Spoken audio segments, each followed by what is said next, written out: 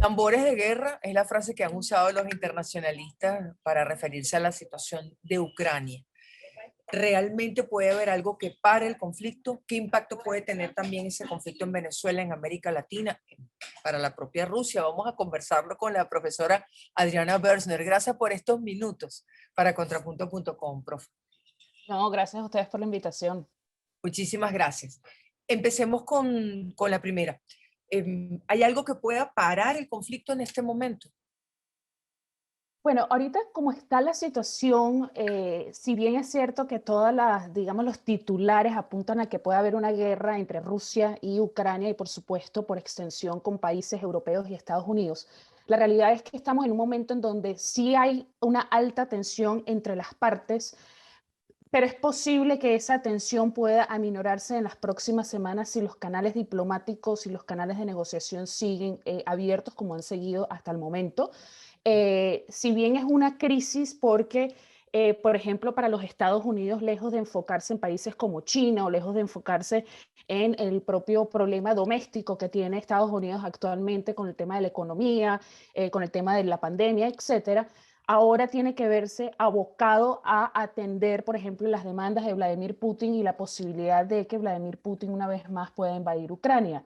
Entonces yo creo que la crisis es más de tensión que existe entre las partes, la posibilidad de una guerra está en veremos en dependencia de cómo los canales de negociación, los canales diplomáticos y de discusión se sigan manteniendo abiertos y sigan en cordialidad entre todas las partes.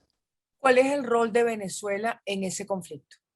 Porque El se ha rol es hablado de bases, obviamente hay una alineación del gobierno de Nicolás Maduro con Rusia, con los intereses de Rusia. ¿Cuál es nuestro rol allí? Bueno, el rol de Venezuela dentro de la crisis actual es mínima, es Sí, claro, inexistente, por así decirlo. nos creemos el En, ombligo del mundo siempre. no sé si nos creemos el ombligo del mundo, pero sí hay que entender cuál es nuestra posición dentro de todo lo que es esta tensión que se está viviendo en Europa con Rusia, la posible invasión de Ucrania y con el papel que está jugando Estados Unidos, ¿no? Si bien es cierto que Rusia progresivamente ha ido incrementando su presencia en América Latina, también esa presencia actualmente está estable, o sea, no ha incrementado, no ha disminuido, se ha mantenido igual.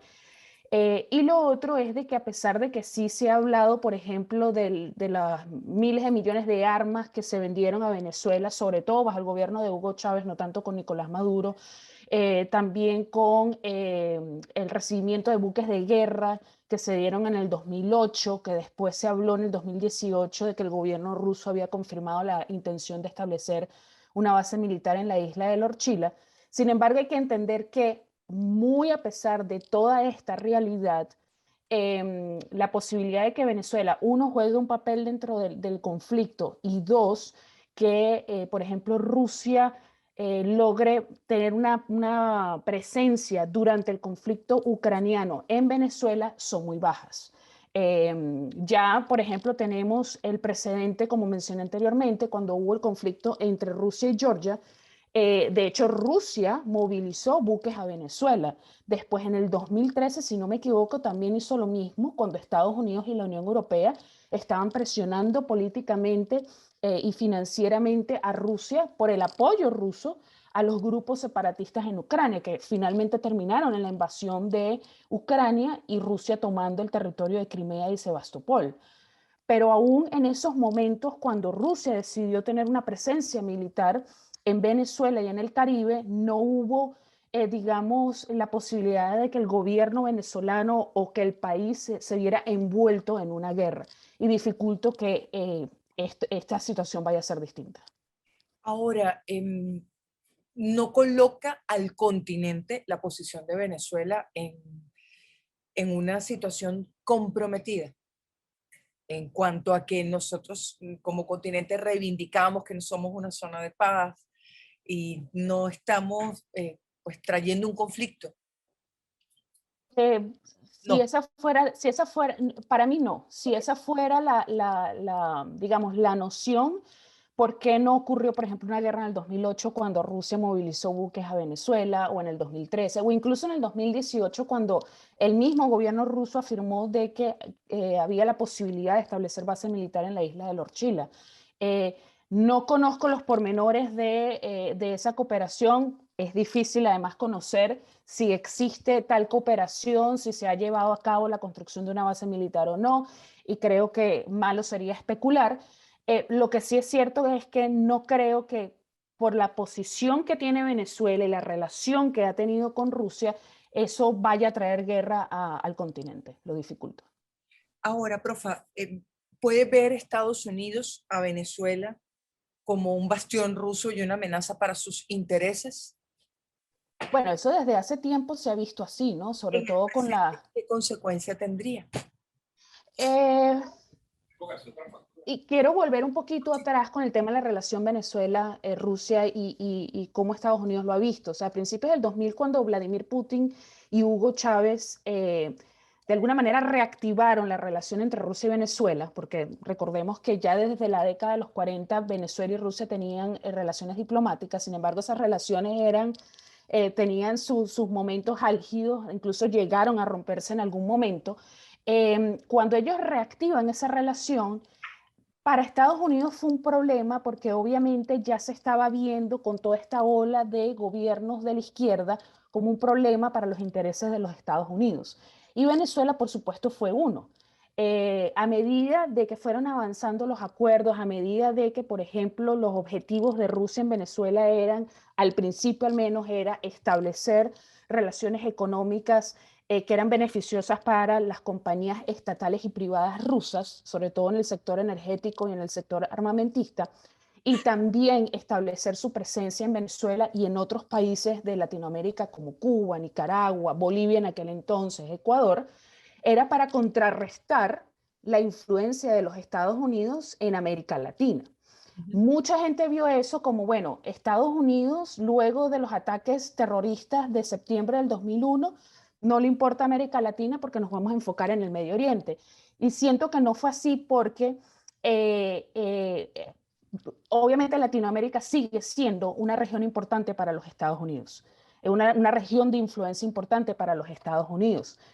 Si bien es cierto, el Medio Oriente se convirtió en algo importante para los Estados Unidos, sin embargo, vemos que estrechó mucha cooperación con Colombia para tratar de contrarrestar las actividades guerrilleras en Colombia, empezó a generarle mucho más ayuda militar a Colombia precisamente por ello, cosa que molestó a Venezuela. Y al mismo tiempo, por el otro lado, Venezuela buscó más alianzas con Rusia. Claro. Entonces, hoy en día vemos todo este progreso y Estados Unidos sí sigue viendo Venezuela como un punto problemático dentro de la región porque, digamos, la situación política, económica y social no se ha solventado en Venezuela.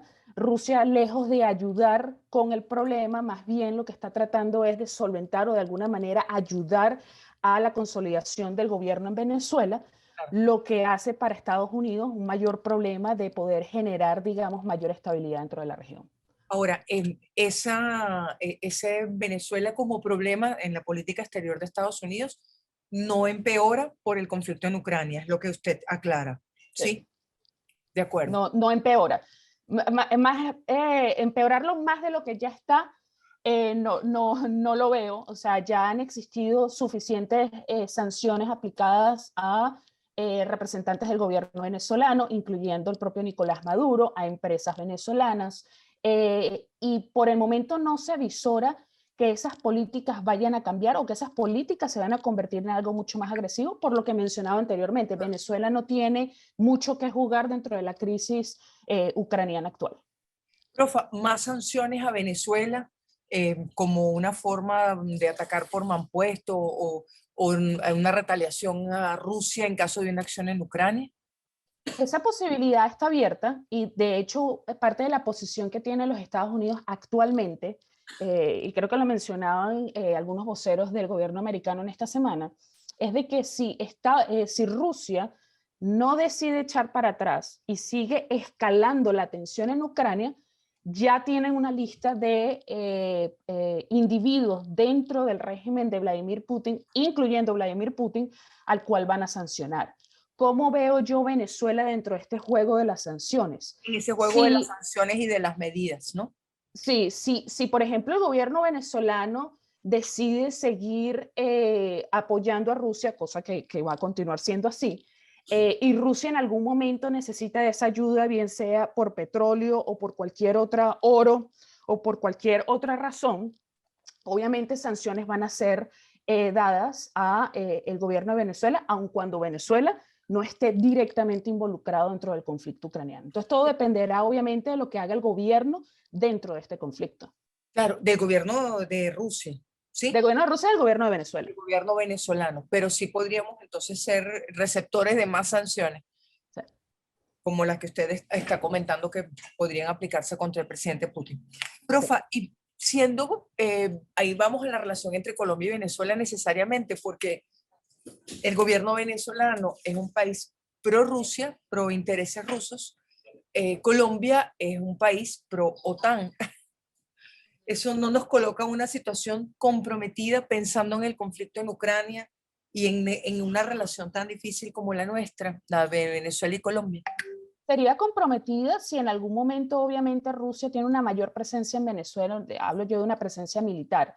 Eh, por ejemplo, cuando yo he rastreado las noticias sobre Venezuela y Rusia, la venta de armas de Rusia a Venezuela, se tiende a pensar que todavía el gobierno venezolano está comprando armas rusas y eso no es cierto.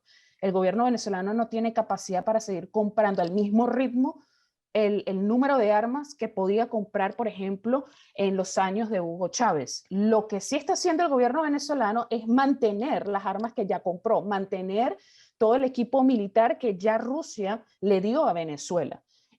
Básicamente Venezuela ahorita está en una posición en que ni siquiera puede pagar las deudas y por eso es que Rusia no ha vendido más armas y por eso es que Rusia no se ha atrevido a darle más créditos a Venezuela.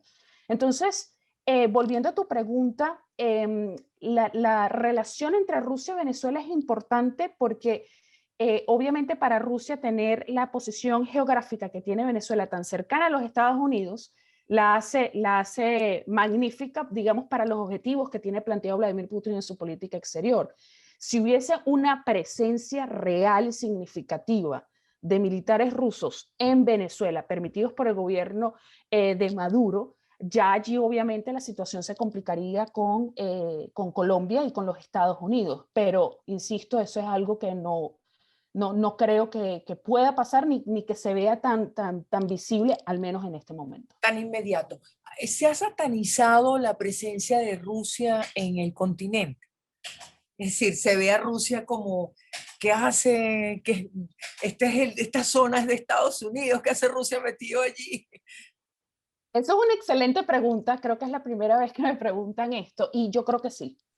Yo creo que sí porque el hecho del por qué se sanatiza de alguna manera la presencia de Rusia en las Américas es precisamente por la historia que viene de la Guerra Fría.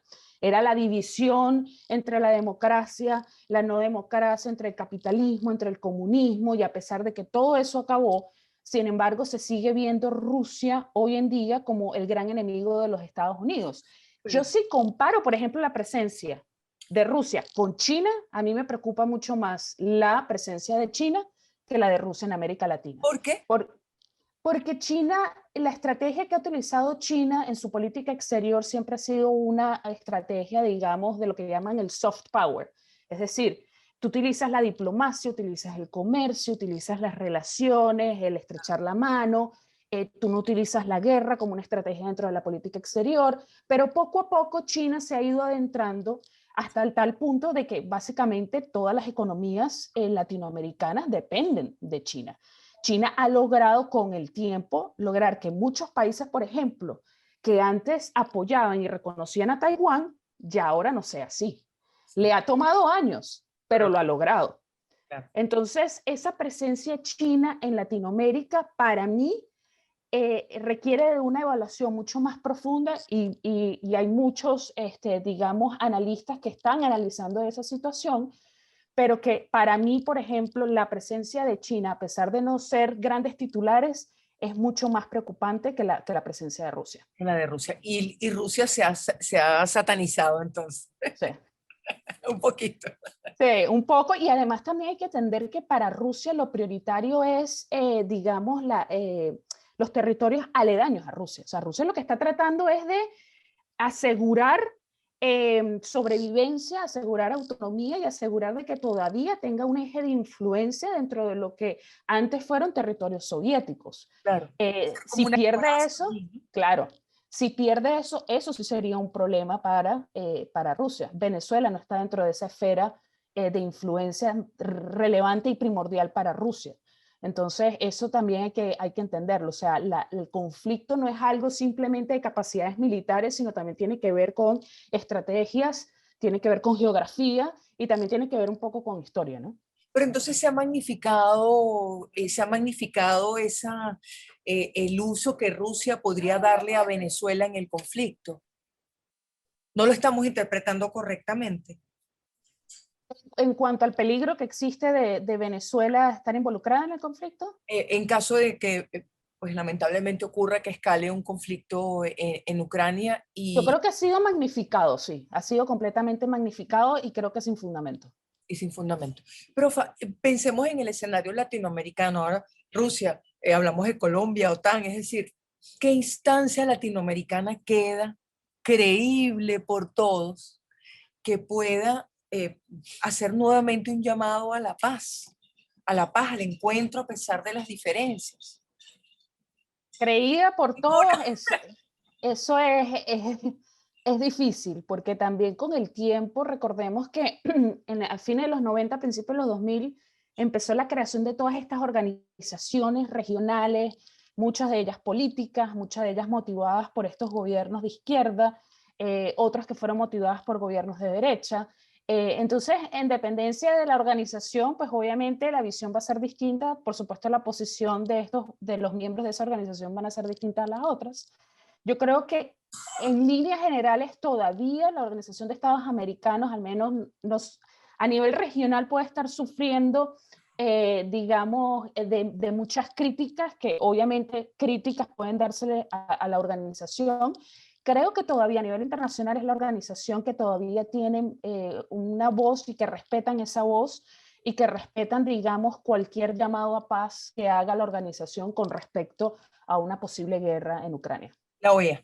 Sería la OEA entonces la que debería cumplir ese rol. Sí. Profa, no quisiera que cerráramos la conversación sin hablar, en su opinión, de qué puede hacer que el presidente Putin se pare. Usted dice que estamos en el momento de la diplomacia, intentando pues vías de entendimiento. ¿Qué puede hacer que se pare por parte de Putin? Bueno, la primera punto que obviamente frenaría a Vladimir Putin de cualquier invasión, de que sea posible o no ya es otra cosa, pero lo que sí frenaría a Vladimir Putin definitivamente de una posible invasión en Ucrania es de que él consiga por escrito las demandas que ha solicitado. Okay. Entre ellas la más importante, que la OTAN y los Estados Unidos, que por escrito digan que ellos no van a extenderle la invitación a Ucrania a ser parte miembro de la OTAN. Eso es una de las exigencias que ha dado Vladimir Putin desde hace meses, y eso sería lo que realmente frenaría a Vladimir Putin de una posible invasión. Que eso se logre o no, lo veo difícil, o sea, veo realmente difícil que eso se vaya a lograr, pero yo creo que también por otro lado hay que entender que cualquier guerra tiene costos políticos, tiene costos económicos. Yo estaba leyendo un informe hace unas semanas del Instituto Yuri Nevada en Rusia, y ese instituto precisamente sacó unos resultados de una encuesta en el que dicen que al menos el 50% de los encuestados no creen que vaya a haber una invasión. El otro 50% cree que sí la va a haber. Muchos creen también de que la posibilidad de que esa guerra se dé próximamente o inmediatamente es muy baja, porque todos ven de alguna manera la posibilidad de que los canales de negociación y de diplomacia van a funcionar para evitar ese posible conflicto y esa posible invasión. Como mencioné anteriormente, los canales están abiertos, la diplomacia está abierta, han existido muchas negociaciones y muchas conversaciones entre líderes, como por ejemplo el presidente de Francia, el canciller alemán, los mismos representantes del gobierno estadounidense y también ruso, incluyendo también del gobierno ucraniano. Y yo creo que mientras esos canales diplomáticos se mantengan abiertos y exista la posibilidad que ambas partes puedan ceder en lo que están buscando, el conflicto puede frenarse. La cuestión es ver si ambas partes están en condición y quieren estar en condición de poder negociar. La palabra clave en ese caso es ceder, ambos. Sí, totalmente. Es difícil. Profa, muchísimas gracias. No, gracias a ti por la Gracias para entrevista. conversar.